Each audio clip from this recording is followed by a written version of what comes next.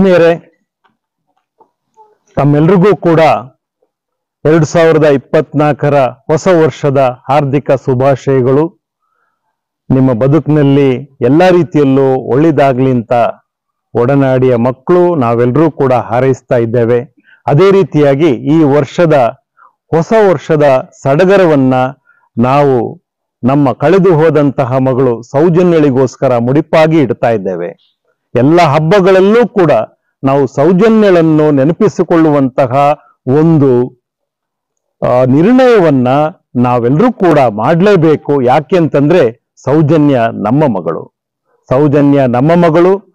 ಸೌಜನ್ಯ ನಮ್ಮ ಒಡನಾಡಿಯ ಎಲ್ಲ ಮಕ್ಕಳ ಸಹೋದರಿಯಾಗಿದ್ದಾಳೆ. ಆಕೆಯ ಮೇಲೆ ನಡೆದಂತಹ ಬೀಭತ್ಸಕರವಾದಂತಹ ಅತ್ಯಾಚಾರ ಹಾಗೂ ಕೊಲೆ ಇವತ್ತಿಗೂ ಕೂಡ ನ್ಯಾಯವಿಲ್ಲದೆ ಹೋಗಿದೆ. 11-12 ವರ್ಷಗಳು ಕಳೆಯುತ್ತಾ ಬಂದರೂ ಕೂಡ ಆ ಒಂದು ಮಗುವಿಗೆ ನಾವು ನ್ಯಾಯ ಕೊಡುವಲ್ಲಿ ವಿಫಲರಾಗ್ತಾ ಇದ್ದೇವೆ.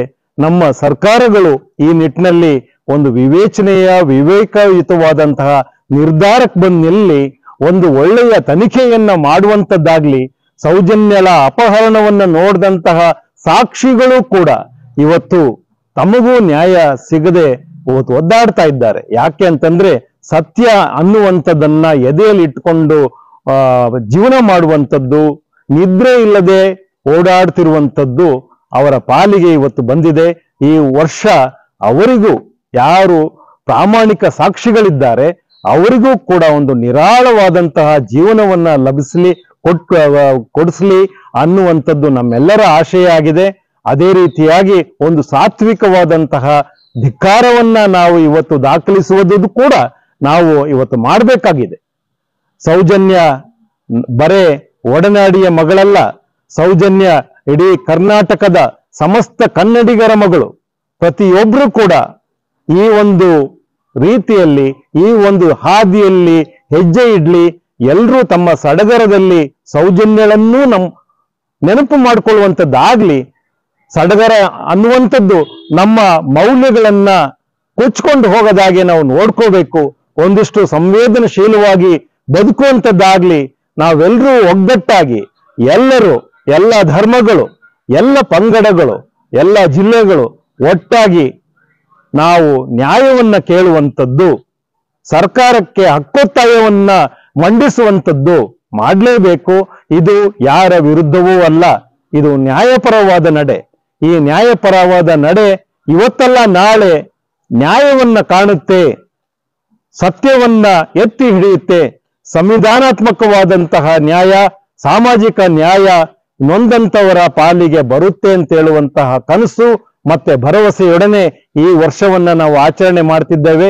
ಸೌಜನ್ಯಳಿಗೆ ನ್ಯಾಯ ಸಿಗಲಿ. ಈ ವರ್ಷ 2024 ಹೊಸ ವರ್ಷ ಸೌಜನ್ಯಳಿಗೆ ನ್ಯಾಯ ಸಿಗಲಿ ಅನ್ನುವಂಥದ್ದೇ ನಮ್ಮ ಇವತ್ತಿನ ಘೋಷಣೆ ಆಗಿದೆ.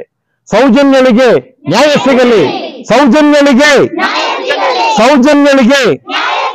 ಹೊಸ ವರ್ಷ ಸೌಜನ್ಯಳಿಗೆ ನ್ಯಾಯ ತರಲಿ. ಹೊಸ ವರ್ಷ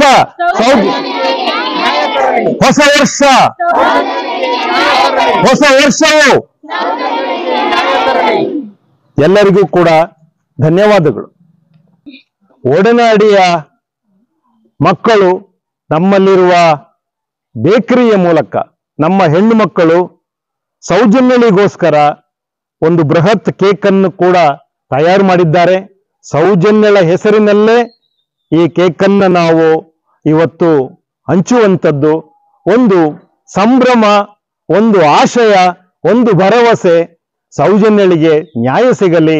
ನಮ್ಮೆಲ್ಲರ ಹಾರೈಕೆಗಳು, ನಮ್ಮ ಎದೆಯಲ್ಲಿರುವ ಎಲ್ಲ ಒಳ್ಳೆಯ ವಿಚಾರಗಳು ಒಟ್ಟು ಸೇರಿ ಸೌಜನ್ಯಳಿಗೆ ಆಗಲಿ ಅಥವಾ ನೊಂದಂತಹ ಇತರ ಮಕ್ಕಳು ಯಾರಿದ್ದಾರೆ ಅಥವಾ ಈ ನಿಟ್ಟಿನಲ್ಲಿ ಯಾರ್ಯಾರು ಅಸುನಿಗಿದ್ದಾರೆ, ಭೂಗತರಾಗಿದ್ದಾರೆ, ಅವರೆಲ್ಲರಿಗೂ, ಅವರ ಮನೆಯವರೆಲ್ಲರಿಗೂ ಒಂದು ಶಾಂತಿಯನ್ನ ಕೊಡಿಸುವಂಥದ್ದು, ನ್ಯಾಯವನ್ನ ಕೊಡಿಸುವಂಥದ್ದು ಆಗ್ಲಿ ಅಂತ ಹೇಳ್ತಾ ಮಕ್ಕಳೆಲ್ಲರೂ ಕೂಡ ಕೇಕ್ನಲ್ಲಿ ಮೇಲೆ ಇಟ್ಟಿರುವಂತಹ ಮೇಣದ ಬತ್ತಿಗಳನ್ನ ಹಚ್ಚಬೇಕು ಅಂತ ಕೇಳ್ಕೊಳ್ತಾ ಇದ್ದೆ.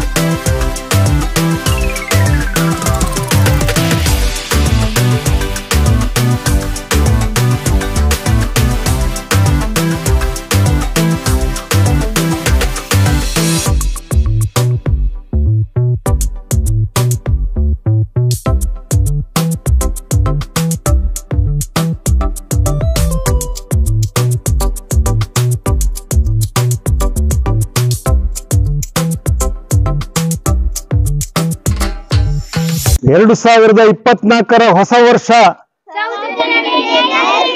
2024 ಹೊಸ ವರ್ಷ ಜಸ್ಟಿಸ್ ಫಾರ್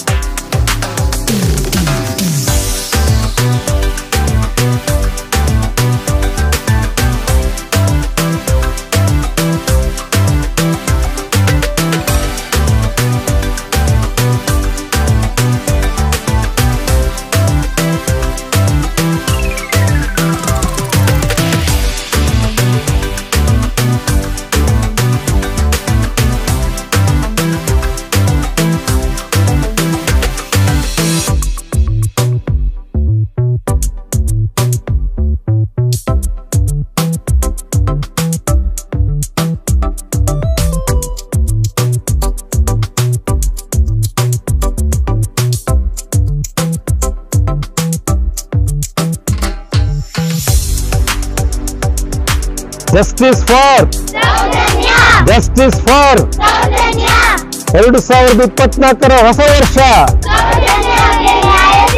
2024 ಹೊಸ ವರ್ಷ.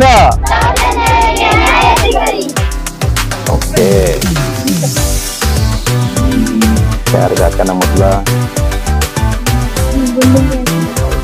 ಸರಿ ದೊಡ್ಡವ್ರಿ ಇಲ್ಲ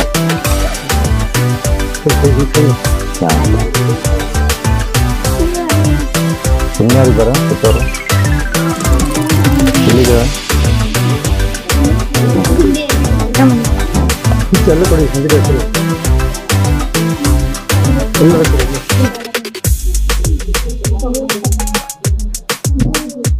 ಸಾಕು.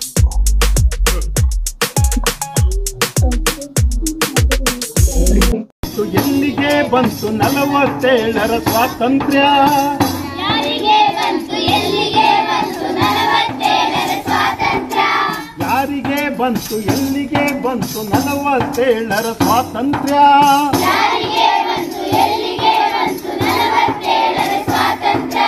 ಹೆಣ್ಣು ಬಾಕರ ಕಣ್ಣಿಗೆ ಬಂತು, ಒಂದು ತಿನ್ನುವ ಬಾಯಿಗೆ ಬಂತು. ಹೆಣ್ಣು ಬಾಕರ ಕಣ್ಣಿಗೆ ಬಂತು,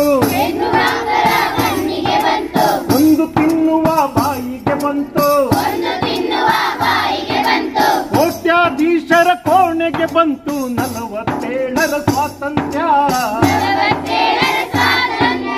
ಯಾರಿಗೆ ಬಂತು ಎಲ್ಲಿಗೆ ಬಂತು 47ರ ಸ್ವಾತಂತ್ರ್ಯ?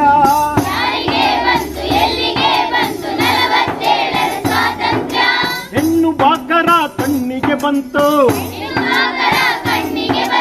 ಒಂದು ತಿನ್ನುವ ಬಾಯಿಗೆ ಬಂತು. ಕೋಟ್ಯಾಧೀಶರ ಕೋಣೆಗೆ ಬಂತು 47ರ ಸ್ವಾತಂತ್ರ್ಯ.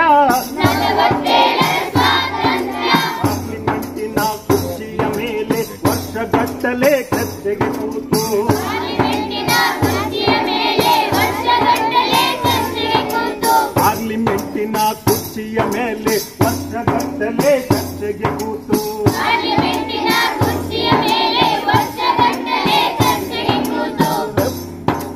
ಬಡವರ ಬೆವರು ರಕ್ತವ ಹೀರಿ ಹೇಳಲೇ ಇಲ್ಲ ಸ್ವಾತಂತ್ರ್ಯ. 47ರ ಸ್ವಾತಂತ್ರ್ಯ ಯಾರಿಗೆ ಬಂತು ಎಲ್ಲಿಗೆ ಬಂತು? ಹೆಣ್ಣು ಬಾಕರ ಕಣ್ಣಿಗೆ ಬಂತು, ಒಂದು ತಿನ್ನುವ ಬಾಯಿಗೆ ಬಂತು. ಕೋಟ್ಯಾಧೀಶರ ಕೋಣೆಗೆ ಬಂತು 47ರ ಸ್ವಾತಂತ್ರ್ಯ. ಪೊಲೀಸರ ಬೂಟಿಗೆ ಬಂತು, ಮಾಲೀಕರ ಚಾಟಿಗೆ ಬಂತು. ಪೊಲೀಸರ ಬೂಟಿಗೆ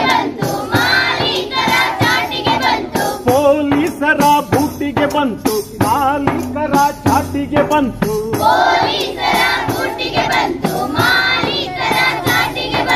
ಬಂದೂಕಿನ ಗುಂಡಿಗೆ ಬಂತು 47ರ ಸ್ವಾತಂತ್ರ್ಯ. ಯಾರಿಗೆ ಬಂತು ಎಲ್ಲಿಗೆ ಬಂತು 47ರ ಸ್ವಾತಂತ್ರ್ಯ? ಹೆಣ್ಣು ಬಾಕರ ಕಣ್ಣಿಗೆ ಬಂತು, ಒಂದು ತಿನ್ನುವ ಬಾಯಿಗೆ ಬಂತು. ಕೋಟ್ಯಾಧೀಶರ ಕೋಣೆಗೆ ಬಂತು 47ರ ಸ್ವಾತಂತ್ರ್ಯ. ಸಾವಿರಾರು ಜನ ಗೋರಿಯಾದರು, ಲಕ್ಷ ಲಕ್ಷ ಜನ ಗಲ್ಲಿಗೇರಿದರು. ಸಾವಿರಾರು ಜನ ಗೋರಿಯಾದರು, ಲಕ್ಷ ಲಕ್ಷ ಜನ ಗಲ್ಲಿಗೇರಿದರು.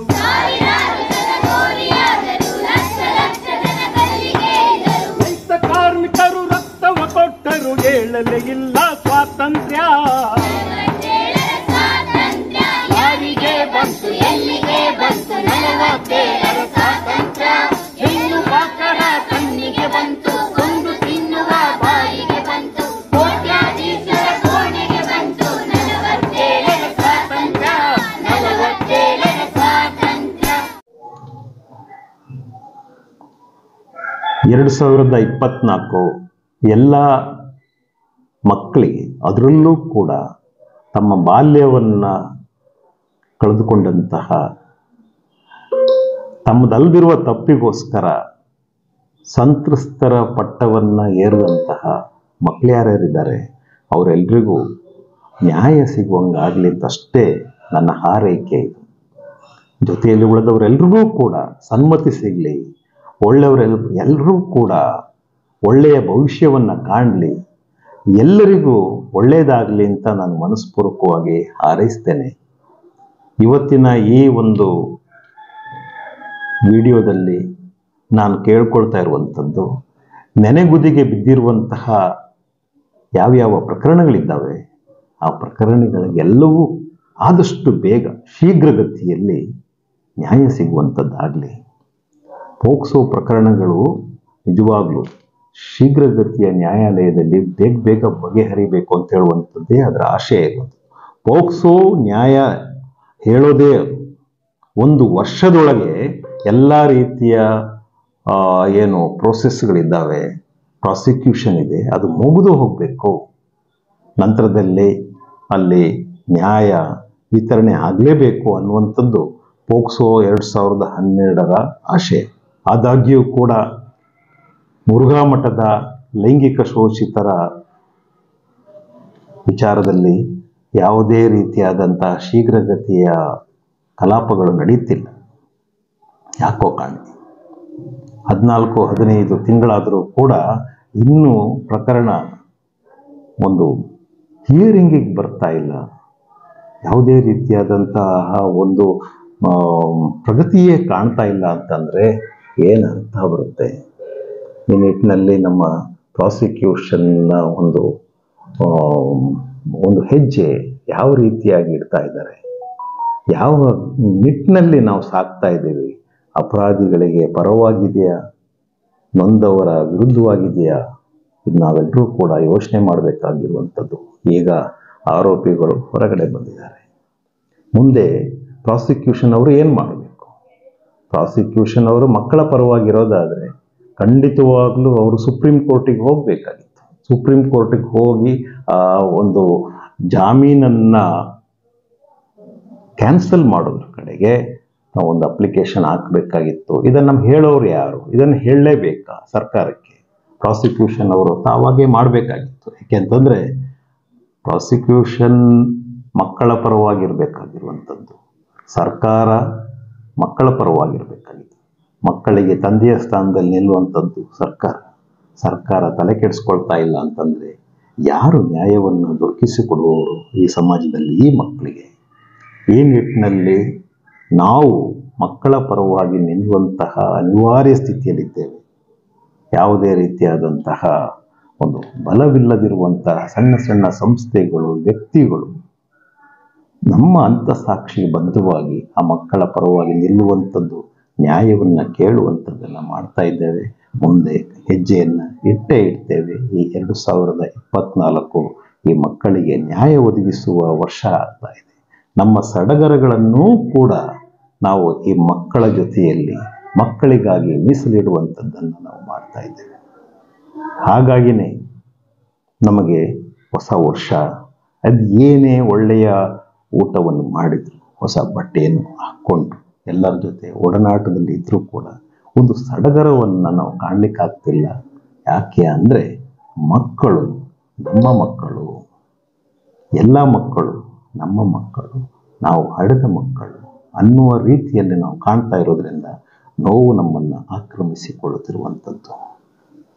ಇದು ಪ್ರತಿಯೊಬ್ಬರ ಭಾವನೆಯಾಗಿದ್ದರೆ ಮಾತ್ರ ನಾವು ಕಲಿತಂತಹ ವಿದ್ಯೆ, ನಮ್ಮ ವಿಶ್ವವಿದ್ಯಾನಿಲಯಗಳು ನಮಗೆ ನೀಡಿರುವಂತಹ ಜ್ಞಾನ, ನಮ್ಮನ್ನು ಕೈ ಹಿಡಿದು ನಡೆಸಿದಂಥ ಅದೆಷ್ಟೋ ಮಹನೀಯರು, ಅವರ ಸಿದ್ಧಾಂತಗಳು, ಅವರು ನಮಗೆ ನೀಡಿರುವಂಥ ಕರೆ, ಅವರು ನಮಗೆ ನೀಡಿರುವಂತಹ ಮೌಲ್ಯಗಳು, ಇವೆಲ್ಲದಕ್ಕೂ ಬೆಲೆ ಕೊಟ್ಟಂತಾಗುತ್ತೆ. ಇಲ್ಲದಿದ್ದರೆ ಊಟಾಟಿಕೆಯ ಜೀವನ ಆಗುತ್ತೆ ನಮಗೆ. ಇದು ಬಹಳಷ್ಟು ಜನ ಇವತ್ತು ಮಾಡ್ತಾ ಇರುವಂಥದ್ದು. ಇದು ನಮಗೆ ನೋವಾಗ್ತಾ ಇದೆ. ಇದು ನಮಗೆ ನಿಜಕ್ಕೂ ನೋವು ತರುವಂಥದ್ದು. ಸಡಗರವನ್ನು ನಾವು ಕಾಣಲಿಕ್ಕೆ ಸಾಧ್ಯವೇ ಇಲ್ಲ. ಆ ರೀತಿಯಾಗಿ ಆಗೋಗಿದೆ. ಹೊಸ ವರ್ಷ ಆದರೂ ಕೂಡ ಈ ಹೊಸ ವರ್ಷದ ನೆಪದಲ್ಲಿ ನಾವು ಸಡಗರದ ಒಂದು ಅಂಶವನ್ನು ಕೂಡ ಈ ಮಕ್ಕಳ ಜೊತೆಯಲ್ಲಿ ಹಂಚಿಕೊಳ್ಳಲಿಕ್ಕೆ ಇಷ್ಟಪಡ್ತೇನೆ. ಮುರುಘಾ ಮಠದಲ್ಲಿ ನೊಂದಂತಹ ಮಕ್ಕಳು ಯಾರ್ಯಾರಿದ್ದಾರೋ ಯಾರ್ಯಾರು ಮುಂದಕ್ಕೆ ಬರ್ಲಿಕ್ಕಾಗ್ಲಿಲ್ವೋ ಅವರು, ಅವರ ಮನೆಯವರು, ಅವರ ಪೋಷಕರು ಯಾರು ತೀರ್ಕೊಂಡಿದ್ದಾರೆ, ಯಾರು ಬೇರೆ ಬೇರೆ ರೀತಿಯಾಗಿ ಶೋಷಣೆಗೊಳಪಟ್ಟಿದ್ದಾರೆ, ಅವರೆಲ್ಲರಿಗೂ ಒಂದು ನ್ಯಾಯ ಸಿಗುವಂಥದ್ದಾಗಲಿ, ಈ ಒಂದು ಸಮಾಜ ಅವರೆಲ್ಲರನ್ನು ಪೊರೆಯಲಿ ಅನ್ನುವಂಥದ್ದು ನನ್ನ ಹಾರೈಕೆ. ಇನ್ನೊಂದು ಕಡೆ ಸೌಜನ್ಯಳ ವಿಚಾರ, ಸೌಜನ್ಯಳಿಗೂ ಕೂಡ ನ್ಯಾಯ ಬೇಕು ಅಂತ ಇಡೀ ಕರ್ನಾಟಕ ಮೊರೆ ಇಡ್ತಾ ಇದೆ. 11-12 ವರ್ಷಗಳಾದರೂ ಕೂಡ ಯಾವುದೇ ರೀತಿಯ ನ್ಯಾಯ ಸಿಗ್ತಿಲ್ಲ. ಒಂದಿಷ್ಟು ಪ್ರಗತಿ ಕಾಣ್ತಾ ಇದೆ, ಅದೆಷ್ಟೋ ಜನ ಮುಂದೆ ಬಂದು ಬಾಯಿ ಬಿಡ್ತಾ ಇದ್ದಾರೆ. ಕಂಡಂತಹ ಪ್ರತ್ಯಕ್ಷ ಸಾಕ್ಷಿಗಳು ಮುಂದೆ ಬಂದು ನಾನು ಬರ್ತೇನೆ, ನನ್ನನ್ನು ಮುಖ್ಯಮಂತ್ರಿಗಳ ಬಳಿ ಕರ್ಕೊಂಡು ಹೋಗಿ, ನ್ಯಾಯಾಧೀಶರ ಬಳಿ ಕರ್ಕೊಂಡು ಹೋಗಿ, ನನ್ನನ್ನು ನಾನು ಸಮರ್ಪಿಸಿಕೊಳ್ಳಲಿಕ್ಕೆ ಸಿದ್ಧ ಇದ್ದೇನೆ, ಯಾವ ರೀತಿಯಾಗೂ ತನಿಖೆ ಮಾಡಲಿ, ನಾನು ನೋಡಿರುವುದು ಸತ್ಯ ವಿಚಾರವನ್ನು ಸೌಜನ್ಯಳಿಗೋಸ್ಕರ ಹೇಳಲೇಬೇಕು, ಇಲ್ದಿದ್ರೆ ನಾನು ನಿದ್ರಿಸಲಿಕ್ಕೆ ಆಗೋದಿಲ್ಲ, ಅಥವಾ ಶಾಂತಿಯುತವಾಗಿ ಕಣ್ಮುಚ್ಚಲಿಕ್ಕೂ ಆಗಲ್ಲ, ಅಥವಾ ನಾನು ನನ್ನ ದೇವರು ಕೇಳುವ ಪ್ರಶ್ನೆಗಳಿಗೆ ಉತ್ತರ ಕೊಡಲಿಕ್ಕೆ ಆಗಲ್ಲ ಅನ್ನುವಂತಹ ಪ್ರಜ್ಞಾವಂತರು ಕೂಡ ಹೊರಗೆ ಬರ್ತಾ ಇದ್ದಾರೆ. ಒಂದಿಷ್ಟು ಧೈರ್ಯ ಬರ್ತಾ ಇದೆ. ಇದನ್ನು ಬಳಸ್ಕೊಳ್ಬೇಕಾದ ಸರ್ಕಾರಗಳು ಒಂದು ಜಾಣ ಕಿವುಡಿಗೆ ಅಥವಾ ಜಾಣ ಕುರುಡೆ ವ್ಯವಸ್ಥೆಗೆ ತಲುಪ್ತಾ ಇರುವಂಥದ್ದು ಕೂಡ ನಾವು ಗಮನಿಸ್ತಾ ಇದ್ದೇವೆ. ಇದು ಶೋಭೆ ತರುವಂಥ ವಿಚಾರ ಅಲ್ಲ, ಒಂದು ಘನತೆ ತರುವಂಥ ವಿಚಾರ ಅಲ್ಲ. ಸಂವಿಧಾನಾತ್ಮಕವಾದಂತಹ ಒಂದು ನಡೆ ಇಡಬೇಕಾದಂಥ ಸರ್ಕಾರಗಳು, ಮಕ್ಕಳ ಹಕ್ಕುಗಳನ್ನು ಕಾಯಬೇಕಾದಂಥ ಸರ್ಕಾರಗಳು, ನೊಂದಂಥವರಿಗೆ ಒಂದು ಸಾಮಾಜಿಕ ನ್ಯಾಯವನ್ನು, ಶಾಸನಬದ್ಧ ನ್ಯಾಯವನ್ನು ದೊರಕಿಸಿಕೊಡಬೇಕಾದಂತಹ ವ್ಯವಸ್ಥೆಗಳು ಇವತ್ತು ಕಣ್ಮುಚ್ಚಿ ಕುಳಿತಿರುವಂಥದ್ದು ತುಂಬ ನಮಗೆ ನೋವಾಗ್ತಾ ಇದೆ. ಈ ವರ್ಷ ಸೌಜನ್ಯಳಿಗೂ ನ್ಯಾಯ ಸಿಗಬೇಕು. ಅಲ್ಲಿಯವರೆಗೆ ನಮ್ಮ ಹೋರಾಟ ಮುಂದುವರಿಯುತ್ತೆ.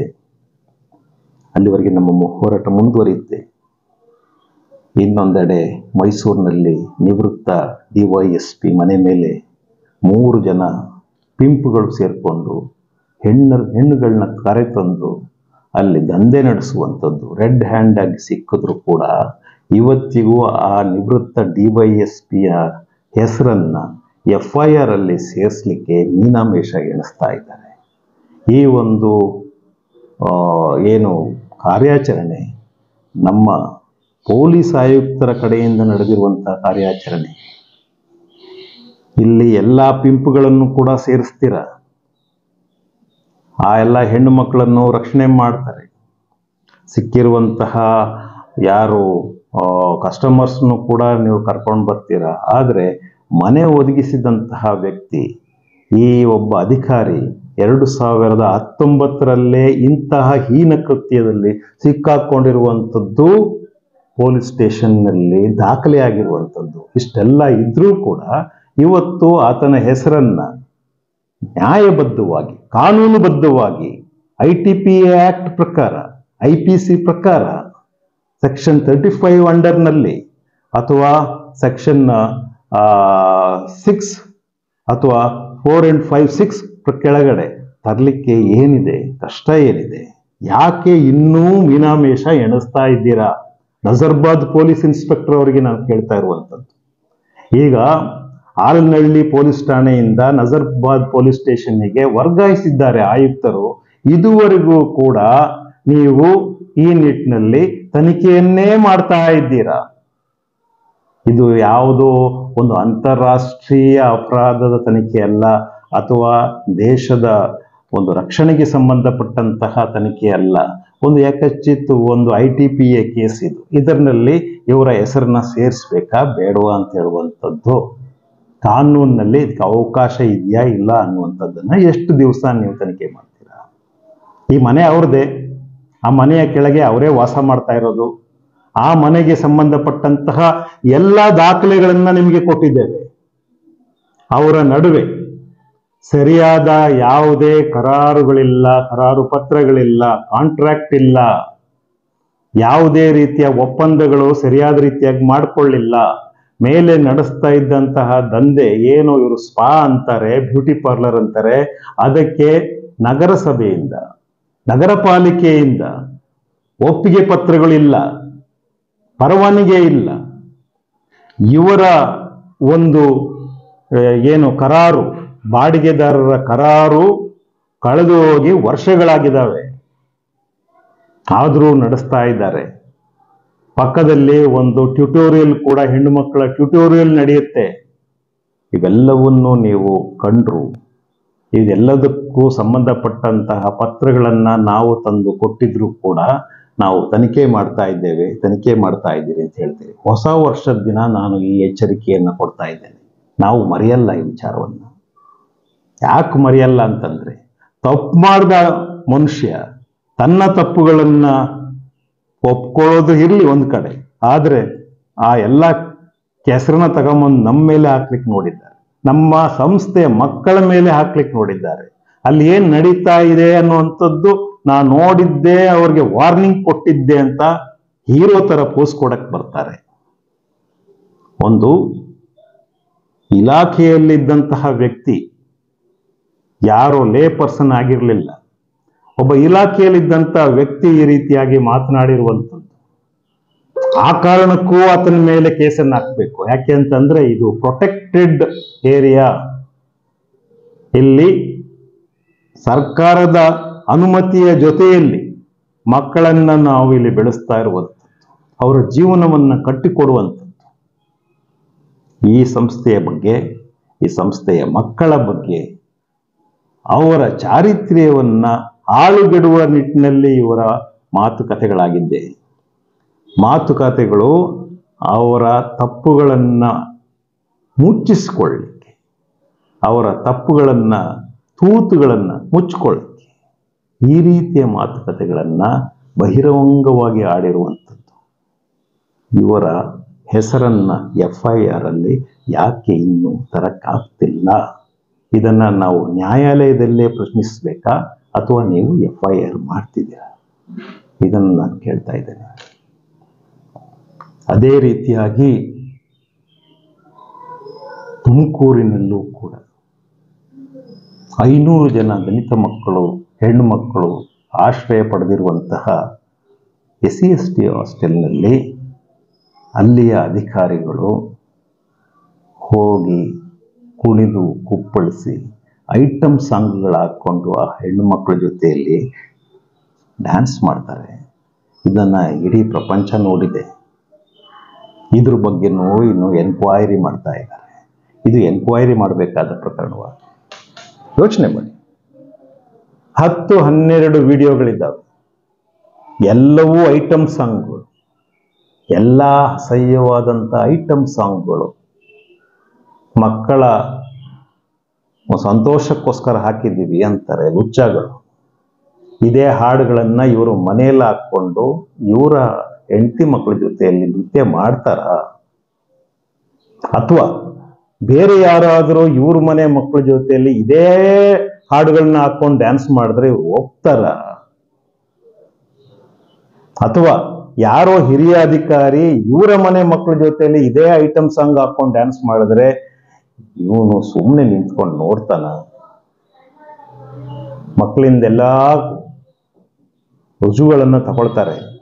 ಯಾವ ಮಕ್ಕಳಿಗೂ ಏನೂ ತೊಂದರೆ ಇಲ್ವಂತೆ. ಮಕ್ಕಳ ಹೇಳಿಕೆಗಳನ್ನ ನಾವು ತಗೊಳ್ಬೇಕಾಗಿದೆಯಾ?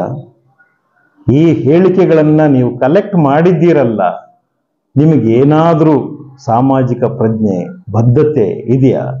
500 ಜನ ಮಕ್ಕಳಲ್ಲ, 5,000 ಮಕ್ಕಳು ಬರೆದು ಕೊಡ್ಲಿ, ನಡೆದಿರೋದನ್ನ ನಡೆದಿಲ್ಲ ಅನ್ನಕ್ ಬರೋದಿಲ್ಲ. ಅವ್ರು ಬರೆದು ಕೊಟ್ಟ ತಕ್ಷಣ ನೀವು ಅವ್ರಿಗೆ ಗಾಂಜಾ ಸಪ್ಲೈ ಮಾಡ್ತೀರಾ? ಅಥವಾ ಈ ರೀತಿಯಾದಂತಹ ಐಟಮ್ ಸಾಂಗ್ಗಳನ್ನು ಕೂಡ ಮಾಡ್ತೀರಾ? ಅವ್ರಿಗೇನು ತೊಂದರೆ ಇಲ್ಲ ಅಂತಂದ್ರೆ, ಹಾಗಾದ್ರೆ ಒಂದು ಹಾಸ್ಟೆಲ್ಗಳನ್ನ ನಡೆಸಲಿಕ್ಕೆ ಯಾವುದೇ ರೀತಿಯಾದಂತಹ ನೀತಿ ನಿಯಮಗಳು ಏನು ಇಲ್ವಾ? ನೀವು ಏನೆಲ್ಲ ಮಾಡ್ಬೋದಾ? ನೀವು ರಾತ್ರಿ ಎಲ್ಲ ಕುಣಿದು ಕುಪ್ಪಳಿಸಿದ್ದೀರಲ್ಲ, ಇದಕ್ಕೆ ನೀವು ಕೊಡುವಂತ ಸಮಜಾಯಿಷಿಗಳು, ನಿಮ್ಮ ಕಡೆಯವರ ಜನಗಳು ಕೊಡುವ ಸಮಜಾಯಿಷಿಗಳು ಏನು? ಇವರೆಲ್ಲ ತುಂಬಾ ಒಳ್ಳೆ ಅಧಿಕಾರಿಗಳು, ಮಕ್ಕಳಿಗೆ ಬೇಕಾಗಿದ್ದನ್ನೆಲ್ಲ ಕೊಡ್ತಾ ಇದ್ರು. ಕೊಡ್ಲಿಕ್ಕೇನೆ ನಾವೆಲ್ಲರೂ ಕೂಡ ಇರುವಂಥದ್ದು. ಅದು ನಮ್ಮ ತಾತನ ಆಸ್ತಿಯಿಂದ ತಂದೇನು ಕೊಟ್ಟಿದ್ದಲ್ಲ. ಇಲಾಖೆಯಲ್ಲಿ ಅದಕ್ಕೆ ಅವಕಾಶ ಇದೆ. ಅದನ್ನು ಬಡ ಮಕ್ಕಳಿಗೆ ಕೊಡುವಂಥ ಕೆಲಸಕ್ಕೆ ನಾವು ಸೇವಕರಾಗಿ ನೇಮಿಸಲ್ಪಟ್ಟಿದ್ದೀವಿ. ನಾವು ಮಾಡಲೇಬೇಕು. ಆ ಕೆಲಸವನ್ನು ಮಾಡದೆ ಬರೀ ಸಂಬಳ ತಿನ್ಕೊಂಡು ಹೋಗ್ಲಿಕ್ಕೆ ನಾವು ಬಂದಿದ್ದೀವಿ. ಈ ರೀತಿ ಸಮಜಾಯಿಷಿಗಳು ನೀವು ಕೊಡಬೇಡಿ, ಇವರ ಬೆಂಬಲಿಗರು ಕೊಡ್ಲಿಕ್ಕೆ ಬರಬೇಡಿ. ಇದು ಪ್ರಜಾಪ್ರಭುತ್ವ ವ್ಯವಸ್ಥೆಗೆ ಮಾರಕವಾಗಿದೆ. ತಪ್ಪಿತಸ್ಥ ಯಾವನೇ ಆಗಿರಲಿ, ತಪ್ಪಿತಸ್ಥ ನಮ್ಮ ಮನೆಯೊಳಗಡೆ ಇರಲಿ, ತಪ್ಪಿತಸ್ಥ ನಮ್ಮ ಜಾತಿ ಒಳಗಡೆ ಇರಲಿ, ತಪ್ಪಿತಸ್ಥ ನಮ್ಮ ಧರ್ಮದೊಳಗಿರಲಿ, ಅವರನ್ನು ಮೊದಲು ಕ್ಲೀನ್ ಮಾಡಬೇಕಾಗಿರುವಂಥ, ಅವರನ್ನು ಮೊದಲು ಕಾನೂನಿನ ಸಮಕ್ಷಮಕ್ಕೆ ತರಬೇಕಾಗಿರೋದು ನಾವೇನೆ. ಈ ಕೆಲಸವನ್ನು ನಾವು ಮಾಡ್ತಾ ಇಲ್ಲ. ಇದು ಇನ್ನೂ ಎನ್ಕ್ವೈರಿ ಹಂತದಲ್ಲಿದೆ. ಯಾಕೆ ಇಷ್ಟೊಂದು ಎನ್ಕ್ವೈರಿಗಳಾಗ್ತಾ ಇದ್ದಾವೆ ಅಂದರೆ, ನಮಗೆ ಇವರ ವಿರುದ್ಧ ಒಂದು ಆಕ್ಷನ್ ತಗೊಳ್ಳಿಕ್ಕೆ, ಕ್ರಮ ತಗೊಳ್ಳಿಕ್ಕೆ ನಮಗೆ ಏನು ಅಡೆತಡೆಗಳು? ಯಾಕೆ ನಾವು ಇಷ್ಟೊಂದು ಮೀನಮೇಷ ಎಣಿಸ್ತಾ ಇದ್ದೀವಿ? ನಮಗೆ ಅಷ್ಟು ಸ್ಪಷ್ಟವಾದಂತಹ ಒಂದು ನಿರ್ಧಾರಗಳೇ ಇಲ್ವಾ? ಅಥವಾ ಇರುವ ಕಾನೂನುಗಳನ್ನು ಇಂಥವರಿಗೆ ಬಳಸಬೇಕು, ಇಂಥವರಿಗೆ ಬಳಸಬಾರದು, ಚೌಕಾಶಿ ವ್ಯವಹಾರಗಳನ್ನು ನಾವು ಮಾಡ್ತಾ ಹೋಗ್ತಾ ಇದ್ದೀವಿ. ಇದನ್ನು ಕಲಿಸ್ಕೊಟ್ಟಂಥವ್ರು ಯಾರು? ನಮಗಂತೂ ಈ ರೀತಿಯಾದಂಥ ಚೌಕಾಶಿಗಳನ್ನು ಯಾರು ಕಲಿಸ್ಲಿಲ್ಲ. ಎಲ್ಲವನ್ನೂ ಒಂದೇ ರೀತಿಯಾಗಿ ನೋಡುವಂತಹ ದೃಷ್ಟಿಕೋನವನ್ನು ಬೆಳೆಸ್ಕೊಂಡು ಬಂದಿದ್ದೇವೆ. ಎಲ್ಲ ಯಾರ್ಯಾರು ದೊಡ್ಡ ದೊಡ್ಡ ಮಹನೀಯರನ್ನು ನಾವು ಫಾಲೋ ಮಾಡ್ಕೊಂಡು ಬಂದಿದ್ದೇವೆ. ಅವರ ರೀತಿಯಲ್ಲಿದ್ದರೂ ಕೂಡ ಅವರ ನೆರಳಿನಲ್ಲಿ ಎಲ್ಲೋ ಒಂದು ಕಡೆ ಹೋಗೋಣ. ಬಹಳಷ್ಟು ದೂರ ಬಂದ್ಬಿಟ್ಟಿದ್ದೀವಿ, ಮನುಷ್ಯರಾಗಿ ಬಂದ್ಬಿಟ್ಟಿದ್ದೇವೆ. ಮತ್ತೆ ಮೃಗಗಳಾಗಲಿಕ್ಕೆ ನಾವು ತಯಾರಿಲ್ಲ. ಈ ರೀತಿಯಾದಂಥ ಪ್ರಕರಣಗಳು ಯಾಕೆ ಮೀನಾಮೇಷ ಎಣಿಸ್ತಾ ಇದ್ದೇವೆ? ಸೌಜನ್ಯಳ ಪ್ರಕರಣದಲ್ಲೂ ಅಷ್ಟೇ. 11 ವರ್ಷ ಆದರೂ ಕೂಡ ಇನ್ನೂ ನಾವು ಸರಿಯಾದ ಒಂದು ನಿರ್ಧಾರಕ್ಕೆ ನಮ್ಮ ವ್ಯವಸ್ಥೆ ಬರ್ತಾ ಇಲ್ಲ. ರೇಪ್ ಆ್ಯಂಡ್ ಮರ್ಡರ್ ಆಗಿರುವಂಥದ್ದು, ರೇಪ್ ಆ್ಯಂಡ್ ಮರ್ಡರ್ ಮಾಡಿದಂತಹ ವ್ಯಕ್ತಿ ಆತ ಅಲ್ವೇ ಅಲ್ಲ ಅನ್ನುವಂಥದ್ದನ್ನು ನ್ಯಾಯಾಲಯ ಈಗಾಗಲೇ ಹೇಳಿರುವಾಗ, ಯಾರು ರೇಪ್ ಮಾಡಿದವರು ಅವರನ್ನು ಕಂಡುಹಿಡಿಯಬೇಕಾದಂತಹ ಒಂದು ಬದ್ಧತೆ, ಕರ್ತವ್ಯ ನಮ್ಮ ಸರ್ಕಾರದ್ದೇ ಅಲ್ವಾ? ಹಾಗಾದರೆ ರೇಪ್ ಆ್ಯಂಡ್ ಮರ್ಡರ್ ಮಾಡಿದವರು ಆರಾಮಾಗಿ ಓಡಾಡ್ಕೊಂಡಿರ್ಬೋದಾ? ಮೀಸೆ ತಿರುಗಿಸ್ಕೊಂಡು ಎಲ್ಲರ ಮುಂದೆ ಯಾರು ನನ್ನನ್ನು ಏನೂ ಮಾಡಲಿಕ್ಕಾಗಿಲ್ಲ ಅಂತ ಎದೆ ಉಬ್ಬಿಸಿ ಓಡಾಡುವುದ? ಇದನ್ನು ನೋಡಿ ಆ ಹೆಣ್ಣೆತ್ತವರು ಎದೆ ಹೊಡ್ಕೊಂಡು ಸಾಯ್ಬೇಕಾ? ಅಥವಾ ಎಲ್ಲ ತಲೆ ತಗ್ಗಿಸಿ ನಿಲ್ಲಬೇಕಾ? ಹೋರಾಟ ಮಾಡಿದವರೆಲ್ಲರೂ ಕೂಡ ಅವಮಾನಿತರಾಗಿ ತಲೆ ತಗ್ಗಿಸಿ ನಿಲ್ಲಬೇಕಾ? ಯಾರೋ 4 ಜನರಿಗೋಸ್ಕರ? ಯೋಚನೆ ಮಾಡಿ. ಹೊಸ ವರ್ಷದಲ್ಲಿ ಇಂತಹ ಒಂದು ವಿಚಾರಗಳಲ್ಲಿ ನಾವು ನಿರ್ಣಯಗಳನ್ನು ತಗೊಳ್ಳೇಬೇಕಾಗ್ತದೆ. ನೊಂದವರ ಪಾಲಿಗೆ ನಾವು ಬೆಳಕನ್ನು ತರುವಂಥದ್ದು ಸರ್ಕಾರ ಮಾಡಬೇಕು. ಯಾವುದೋ ಭಾಗ್ಯಗಳನ್ನು ನೀವು ನೀಡ್ತಾ ಇದ್ದೀರಾ, ನ್ಯಾಯ ಭಾಗ್ಯವನ್ನು ಕೂಡ ಕೊಡುವಂಥದ್ದಾಗಬೇಕು. ನ್ಯಾಯ ಎಲ್ಲರಿಗೂ ಸಿಗುವಂಥದ್ದಾಗಬೇಕು. ಎಲ್ಲ ಜನ ಸರ್ಕಾರವನ್ನು ನಂಬುವಂತೆ, ಸರ್ಕಾರದ ಮೇಲೆ ಭರವಸೆ ಇಡುವಂತ ಆಗಬೇಕು. ಘನತೆಯ ಜೀವನಕ್ಕೋಸ್ಕರ, ನ್ಯಾಯಯುತವಾದಂಥ ಜೀವನಕ್ಕೋಸ್ಕರ ಎಲ್ಲರೂ ಕೂಡ ಸರ್ಕಾರವನ್ನು ಆಶ್ರಯಿಸುವಂಥದ್ದಾಗಬೇಕು. ಅಕ್ಕಿ ಓಕೆ, ಬಟ್ಟೆ ಓಕೆ, ಇವತ್ತು ಅದರ ಚಿಂತೆ ಭಾಳಷ್ಟು ಜನರಿಗೆ ಇಲ್ಲ. ಯಾಕೆಂದರೆ ಕೈ ತುಂಬ ಕೆಲಸ ಕೊಟ್ಟಿದ್ದೀರಾ, ಉತ್ತಮವಾದ ಜೀವನದಲ್ಲಿ ಪ್ರತಿಯೊಬ್ಬರು ಕೂಡ ಸಾಕ್ತಾ ಇದ್ದಾರೆ. ಕನಿಷ್ಠ ಅಗತ್ಯತೆಗಳನ್ನು ಪ್ರತಿಯೊಬ್ಬರೂ ಕೂಡ ಪೂರೈಸಿಕೊಳ್ತಾ ಇದ್ದಾರೆ. ಅವರಿಗೆ ಬೇಕಾಗಿರುವಂಥದ್ದು ಸಾಮಾಜಿಕ ನ್ಯಾಯ, ಅನುಶಾಸನ ನ್ಯಾಯ, ಇಲಾಖೆಗಳಲ್ಲಿ ಅವರನ್ನು ಘನತೆಯಿಂದ ಕಾಣುವಂಥದ್ದು, ಅವರ ಫಿರ್ಯಾದುಗಳನ್ನು ಆಲಿಸುವಂಥದ್ದು, ಅದಕ್ಕೆ ಕೂಡಲೇ ಸ್ಪಂದಿಸುವಂಥದ್ದು ಆದಾಗ ಸರ್ಕಾರದ ಮೇಲಿನ ಒಂದು ನಂಬಿಕೆ ಇಮ್ಮಡಿಯಾಗುತ್ತೆ. ಯಾಕೆ ಅಂತಂದರೆ, ಮತ್ತೊಮ್ಮೆ ಹೇಳ್ತೇನೆ, ಸರ್ಕಾರ ತಂದೆಯ ಸ್ಥಾನದಲ್ಲಿರಬೇಕು. ತಂದೆಯ ಜವಾಬ್ದಾರಿ, ತಾಯಿಯ ವಾತ್ಸಲ್ಯ ಎರಡೂ ಸರ್ಕಾರಕ್ಕಿರಬೇಕಾಗಿರುವಂಥದ್ದು. ಉಳ್ಳವರನ್ನ ಪೊರೆಯಲಿಕ್ಕೆ ಸರ್ಕಾರ ಬೇಕಾಗುವುದಿಲ್ಲ ಕಾಣುತ್ತೆ. ಆದರೆ ಏನೂ ಇಲ್ಲದಿರುವಂತಹ ಜನರನ್ನ ಪೊರೆಯಲಿಕ್ಕೆ, ಆ ಮಕ್ಕಳನ್ನ ಸಲಹಲಿಕ್ಕೆ, ಆ ಮಕ್ಕಳ ಘನತೆಯನ್ನು ಎತ್ತಿ ಹಿಡಿಲಿಕ್ಕೆ ಸರ್ಕಾರ ಮುಂದೆ ಇರಬೇಕಾಗತ್ತೆ. ತಂದೆಯ ಸ್ಥಾನದಲ್ಲಿ ಗಾರ್ಡಿಯನ್ ರೀತಿಯಲ್ಲಿ ಇರಬೇಕಾಗತ್ತೆ. 2024ರಲ್ಲಿ ಈ ಎಲ್ಲ ನೊಂದಂಥ ಮಕ್ಕಳು ಯಾರ್ಯಾರಿದ್ದಾರೆ, ಕೊಡಗಿನಿಂದ ಬೀದರ್ ಗುಲ್ಬರ್ಗದವರೆಗೆ ಎಷ್ಟು ಜನ ನೊಂದಿರ್ತಾರೋ ಆ ಮಕ್ಕಳೆಲ್ಲರಿಗೂ ಕೂಡ ಒಂದು ಘನತೆಯ ಜೀವನವನ್ನು ಮರಳಿಸುವ ನಿಟ್ಟಿನಲ್ಲಿ ಸರ್ಕಾರ ಯೋಚನೆ ಮಾಡಲಿ. ನಿರ್ಭೀತಿ ಸರ್ಕಾರಕ್ಕೆ ಬರಲಿ. ಯಾವುದೇ ರೀತಿ ಭೀತಿ ಬೇಡ. ಎಲ್ಲ ಸಜ್ಜನರು, ಈ ಕರುನಾಡ ಸಜ್ಜನರು ನಿಮ್ಮ ಜೊತೆಯಲ್ಲಿ ನಿಲ್ತಾರೆ. ನಾವು ಯಾವುದನ್ನು ತಪ್ಪಾಗಿ ಕೇಳ್ತಾ ಇಲ್ಲ.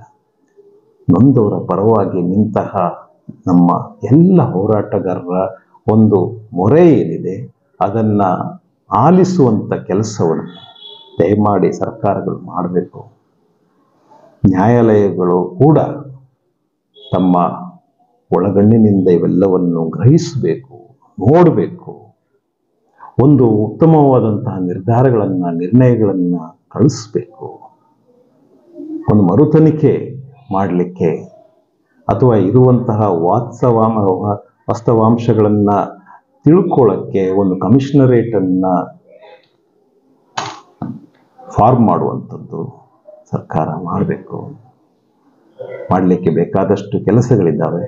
ಅವೆಲ್ಲವನ್ನು ಮಾಡಿದಾಗ ಸೌಜನ್ಯಳಂತ ಮಗುವಿಗೆ 11 ವರ್ಷ ಕಳೆದೋದ್ಮೇಲೆ, 12 ವರ್ಷ ಕಳೆದೋದ್ಮೇಲೆ ನ್ಯಾಯವನ್ನು ದೊರಕಿಸಿದೆವು ಅಂತ ಹೇಳುವಂತಹ ಒಂದು ನಿರಾಳತೆ ಅಥವಾ ಒಂದು ಹೆಮ್ಮೆ ನಮ್ಮ ಸರ್ಕಾರದಾಗಬೇಕು. ನಾವು ಯಾವುದೋ ಬೇರೆ ಬೇರೆ ಸರ್ಕಾರಗಳ, ಕೇರಳದ ಮರದೊಂದು ಸರ್ಕಾರಗಳ ಒಂದು ಸಕ್ಸಸ್ಸನ್ನು, ಅವರ ಯಶಸ್ವಿ ಕಾರ್ಯಾಚರಣೆಗಳನ್ನು ನಾವು ಕೋಟ್ ಮಾಡೋದಕ್ಕಿಂತ ನಮ್ಮಲ್ಲಿ ನಮ್ಮ ಪೊಲೀಸ್ ವ್ಯವಸ್ಥೆ, ನ್ಯಾಯಿಕ ವ್ಯವಸ್ಥೆ, ನಮ್ಮ ಸರ್ಕಾರ ಮಾಡಿತ್ತು, ಮಗುವಿಗೆ ನ್ಯಾಯವನ್ನು ಕೊಡಿಸಿತು ಅಂತ ನಾವು ಹೆಮ್ಮೆಯಿಂದ ರಾಷ್ಟ್ರೀಯ ಮಟ್ಟದಲ್ಲಿ, ಅಂತಾರಾಷ್ಟ್ರೀಯ ಮಟ್ಟದಲ್ಲಿ ಹೇಳುವಂಥದ್ದಾಗಲಿ.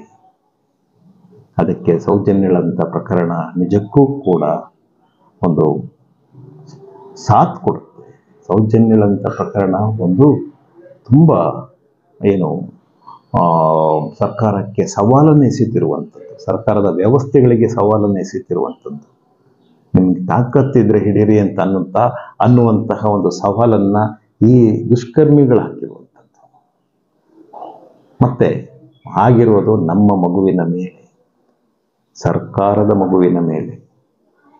Crime against the state. ಈ ನಿಟ್ಟಿನಲ್ಲಿ ಯೋಚನೆಗಳಾಗಲಿ, ಇರುವಂಥ ಎಲ್ಲ ಸಾಧ್ಯತೆಗಳನ್ನು ಬಳಸ್ಕೊಳ್ಳುವಂತಾಗಲಿ.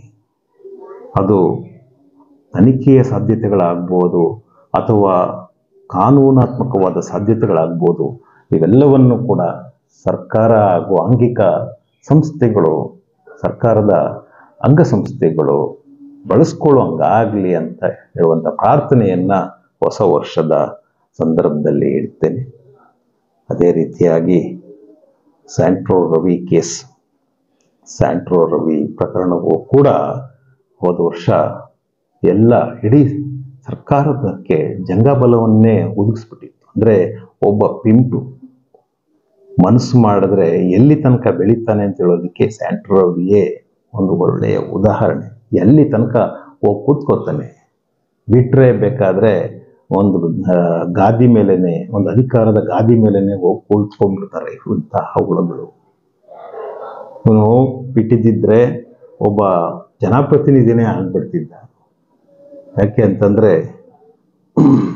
ಆಯಕಟ್ಟು ಸ್ಥಳದ ಮೇಲೆಲ್ಲವನ್ನೂ ಇವನು ಆಕ್ರಮಿಸ್ಕೊಳ್ತಾ ಇದ್ದ. ಅಂತಹ ವ್ಯಕ್ತಿಯನ್ನು ಎಲ್ಲರೂ ಅಂತ ಆ ಸಂದರ್ಭದಲ್ಲಿ ಹಿಡಿದು ಆತನನ್ನು ಎಡೆಮುರಿ ಕಟ್ಟಿ ಒಳಗಾಕುವ ಕೆಲಸವನ್ನು ಪ್ರಾಮಾಣಿಕ ಅಧಿಕಾರಿಗಳು, ಪ್ರಾಮಾಣಿಕ ಪೊಲೀಸ್ ವ್ಯವಸ್ಥೆ ಮಾಡಿದ್ದಕ್ಕೆ ನಾನು ಅಭಾರಿಯಾಗಿದ್ದೇನೆ. ಅವ್ರಿಗೂ ನಮಸ್ಕಾರಗಳನ್ನ ಹೇಳ್ತೇನೆ. ಈಗ ಆತ ಜಾಮೀನನ್ನು ಕೋರಿ ಸುಪ್ರೀಂ ಕೋರ್ಟಿಗೆ ಹೋಗಿದ್ದಾನೆ. ಆದರೆ ಅಲ್ಲಿ ಜಾಮೀನು ಕೊಡಬಾರ್ದು ಅಂತ ಸರ್ಕಾರದ ಪರವಾಗಿ ನಮ್ಮ ವಕಾಲತ್ತು ಹಾಕ್ತಾ ಇದ್ದೀವ? ಯಾರು ಹೋಗ್ತಾ ಇದ್ದಾರೆ? ಯಾರು ಹೋಗಬೇಕು? ನಾನು ಹೋಗ್ಬೇಕಾ? ಸರ್ಕಾರ ಹೋಗ್ಬೇಕಾ? ಇವೆಲ್ಲವನ್ನು ಕೂಡ ನಾನು ಕೇಳ್ತಾ ಇದ್ದೇನೆ. ನಾವು ಹೇಗೆ ಹೋಗ್ಲಿಕ್ಕೆ ಸಾಧ್ಯ? ಅಥವಾ ನಾವು ಯಾಕೆ ಹೋಗಬೇಕು?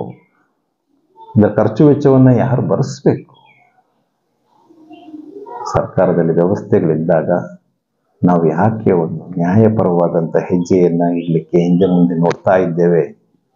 ಪ್ರತಿಯೊಂದು ಹಂತದಲ್ಲೂ ಕೂಡ ನಾವು ಈ ರೀತಿಯ ಆರೋಪಿಗಳಿಗೆ ಒಂದು ಉತ್ತಮವಾದ ವ್ಯವಸ್ಥೆಯನ್ನು ಸೃಷ್ಟಿ ಮಾಡಿಕೊಡುವಲ್ಲಿ ನಮ್ಮ ವಿಳಂಬ ಧೋರಣೆಗಳು ಸಹಾಯ ಆಗ್ತಾ ಇದ್ದಾವೆ.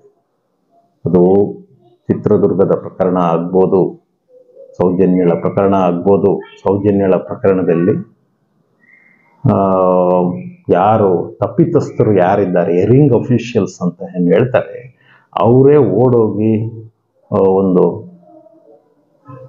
ನ್ಯಾಯಾಲಯದ ಮುಂದೆ ನಿಂತು ಅದರ ಒಂದು ಶೆಲ್ಟರನ್ನು ತಗೊಂಡ್ಬಿಟ್ಟಿದ್ದಾರೆ. ಅಂದರೆ ಇನ್ನೂ ಸ್ವಲ್ಪ ವಿಳಂಬ ಆಗುತ್ತೆ.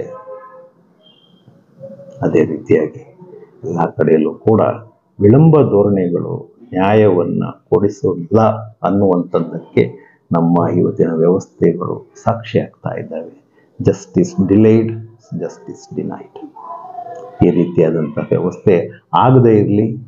ತಪ್ಪಿತಸ್ಥರು ಯಾರೇ ಇದ್ದರೂ ಕೂಡ ಅವರನ್ನು ಎಡೆಮುರಿ ಕಟ್ಟಿ ಸೆರೆಮನೆಗೆ ಕಳಿಸುವ ನಿಟ್ಟಿನಲ್ಲಿ ಸರ್ಕಾರಗಳು ಕೆಲಸ ಮಾಡುವಂಗಾಗಿ ಯಾರು ತಪ್ಪಿತಸ್ಥರಿದ್ದಾರೆ ಅವರನ್ನು ಮುಲಾಜಿಲ್ಲದೆ ತನಿಖೆಗೊಳಪಡಿಸುವಂಥ ಕೆಲಸವನ್ನು ಸರ್ಕಾರ ಮಾಡುವಂತಾಗಲಿ. ಸಣ್ಣ ವಿಚಾರ ಅಂತಂದರೆ ಒಂದು ITPA ಕೇಸ್ನಲ್ಲಿ ಪ್ರತ್ಯಕ್ಷವಾಗಿ ಕಂಡಿರುವಂಥದ್ದು ಒಬ್ಬ ಅಧಿಕಾರಿಯ ಮನೆಯಲ್ಲಿ ಈ ದಂಧೆ ನಡೀತಾ ಇತ್ತು. ಅದು ನಮ್ಮ ಆಯುಕ್ತರ ಗಮನಕ್ಕೂ ಬಂದಿದೆ. ಇಲ್ಲಿ ನನ್ನ ಷಡ್ಯಂತ್ರ ನಡೆದೋಗ್ಬಿಟ್ಟಿದೆ, ನನ್ನ ವಿರುದ್ಧ ಷಡ್ಯಂತ್ರ ಮಾಡಿದ್ದಾರೆ ಅಂತ ಅವನು ಅವಲತ್ಕೊಳ್ತಾ ಇದ್ದಾನೆ. ಹೇಸಿಗೆ ಜನ ಮಾಡಿದ್ಮೇಲೆ ಷಡ್ಯಂತ್ರ ಮಾಡಿದ್ದಾರೆ. ಯಾರು ಷಡ್ಯಂತ್ರ ಮಾಡಲಿಕ್ಕೆ? ಇವ್ರ ಮನೆ ಮೇಲೆ ದಂಧೆ ನಡೆಸಿ ಅಂತ ಯಾರು ಹೇಳಿದವ್ರು? ಯಾರು ಇದನ್ನು ಹಿಡಿದು ಕೊಟ್ಟಿರೋದೇ ಷಡ್ಯಂತ್ರವ? ಇದನ್ನು ಪೊಲೀಸ್ನವರಿಗೆ ತಿಳಿಸಿರುವಂಥದ್ದು ಷಡ್ಯಂತ್ರವ? ನಾಚಿಕೆ ಆಗಬೇಕು. ಇವತ್ತು ನನ್ನ ಮೇಲೆ ಷಡ್ಯಂತ್ರ ನಡೀತಾ ಇದೆ, ಅಸಹ್ಯವಾಗಿ ಸೇಡು ತೀರಿಸ್ಕೊಳ್ಳಕ್ಕೆ ಜನಗಳು ಅಪಾಪಿಸ್ತಾ ಇದ್ದಾರೆ. ಇಂಥ ಸಂದೇಶಗಳನ್ನು ಸೋಷಿಯಲ್ ಮೀಡಿಯಾದಲ್ಲೆಲ್ಲ ಬಿಡ್ತಿರಲ್ಲ. ಯಾವುದೇ ಕಾರಣಕ್ಕೂ ಕೂಡ ಈ ವರ್ಷ ನಾವು ಪೊಲೀಸ್ ಇಲಾಖೆ ಕೆಲಸಗಳನ್ನು ಮಾಡಲಿಲ್ಲ ಅಂತಂದರೆ ನ್ಯಾಯಾಲಯದ ಮೊರೆ ನಾವು ಹೋಗ್ತೇವೆ. FIR ಆಗಲೇಬೇಕು. ಇದು ಒಂದು ಮಾದರಿ ಆಗಲೇಬೇಕು. ಇಲ್ಲಿ ಯಾರನ್ನು ನಾವು ಬಿಟ್ಕೊಳ್ಳುವಂಥ ಪ್ರಶ್ನೆಯೇ ಇಲ್ಲ. ಬೇರೆ ಕಡೆ ಆಗಿದ್ರೆ ಮಾಲೀಕರ ಮೇಲೆ FIR ಆಗ್ತಿತ್ತಾ ಇಲ್ವಾ? ಆ ಒಂದು ವಿಚಾರ ಇವರ ಒಂದು ಪ್ರಕರಣದಲ್ಲಿ ಯಾಕೆ ಬರ್ತಿಲ್ಲ ಅಷ್ಟೇ ನಾನು ಕೇಳ್ತಾ ಇದ್ದೀನಿ. ಯಾವ ಕಾರಣಕ್ಕೋಸ್ಕರ ಇವರ ಮೇಲೆ ಕ್ರಮ ತಗೊಂಡ್ರೆ ನಿಜಕ್ಕೂ ಕೂಡ ಇಲಾಖೆಯ ಗೌರವ ಉಳಿಯುತ್ತೆ. ಯಾಕೆ ಅಂತಂದ್ರೆ ಇಲಾಖೆಯಲ್ಲಿದ್ದಂಥವ್ರು ಇವರು, ಇಲಾಖೆಗೆ ಕಪ್ಪು ಮಸಿಯನ್ನ ಹಚ್ಚುತ್ತಾ ಇರುವಂಥವ್ರು ಇವರು ಮೈಯೆಲ್ಲ ಕಣ್ಣಾಗಿ ಇದ್ದು ತನ್ನ ಮನೆಯಲ್ಲಿ ಇದು ನಡೆಯದ ಹಾಗೆ ನೋಡ್ಕೊಳ್ಬೇಕಾಗಿತ್ತು. ಇವತ್ತೆಲ್ಲವನ್ನು ನಡೆಸಿ ಇದು 1-2 ವರ್ಷದಿಂದಲ್ಲ, ನನಗೆ ತಿಳಿದು ಬಂದಿರುವಂಥದ್ದು, ನಮ್ಮ ಗಮನಕ್ಕೆ ಬಂದಿರುವಂಥದ್ದು 2019ರಲ್ಲಿ. ಅದಕ್ಕೂ ದಾಖಲೆ ಇದೆ. ಅಲ್ಲಿಂದ ಇಲ್ಲಿಯವರೆಗೂ ಇವುಗಳನ್ನು ನಡೆಸಿದ್ದಾರೆ. ಮೇಲ್ಮಟ್ಟದ ಕಾರ್ಯಾಚರಣೆಗಳು ಯಾವುದೂ ಕೂಡ ಯಶಸ್ವಿ ಆಗ್ತಿರ್ಲಿಲ್ಲ. ಅಂದ್ರೆ ಯಾರು ಇದಕ್ಕೆಲ್ಲ ಕಾರಣಕರ್ತರು? ಹೇಗೆ ಮಾಹಿತಿ ಸೋರಿಕೆ ಆಗ್ತಾ ಇದ್ದಂಥದ್ದು? ಇದೇ ಕಾರಣಕ್ಕೋಸ್ಕರ ಇವತ್ತು ಆತನ ಹೆಸರನ್ನ FIR ಅಲ್ಲಿ ಸೇರಿಸಲಿಕ್ಕೆ ಎನ್ಕ್ವೈರಿ ಆಗಬೇಕು, ತನಿಖೆ ಮಾಡ್ತಾ ಇದ್ದೇವೆ ಅಂತ ನಮ್ಮ ಪೊಲೀಸ್ ಇನ್ಸ್ಪೆಕ್ಟರ್ ಅವರು ಹೇಳಿ ಕಳಿಸ್ತಾ ಇದ್ದಾರೆ. ನಮ್ಮ ಕಾರ್ಯಕರ್ತರು ಬಿಡದೆ ಹೋಗಿ ಬರ್ತಾ ಇದ್ದಾರೆ. ಹೋಗ್ತಾನೆ ಇರ್ತೇವೆ, ಬರ್ತಾನೆ ಇರ್ತೇವೆ, ಕೇಳ್ತಾನೆ ಇರ್ತೇವೆ. ಇದು ನಾನು ವಿನಂತಿಯಾಗಿ ಇಡ್ತಾ ಇರುವಂಥದ್ದು, ಹೊಸ ವರ್ಷದ ಕಾರಣಕ್ಕೋಸ್ಕರ ವಿನಂತಿಯಾಗಿ ಇಡ್ತಾ ಇದ್ದೇನೆ. ದಯಮಾಡಿ ಇದನ್ನು ಮುಂದುವರಿಸಬೇಡಿ, ಮುಲಾಜಿಲ್ಲದೆ FIR ಹಾಕುವಂಥ ಕೆಲಸವನ್ನು ಮಾಡಿ ಅಂತ ಕೇಳ್ತಾ, ಎಲ್ಲ ಪ್ರಕರಣಗಳು ಆದಷ್ಟು ಬೇಗ ಶೀಘ್ರಗತಿಯಲ್ಲಿ ಒಂದು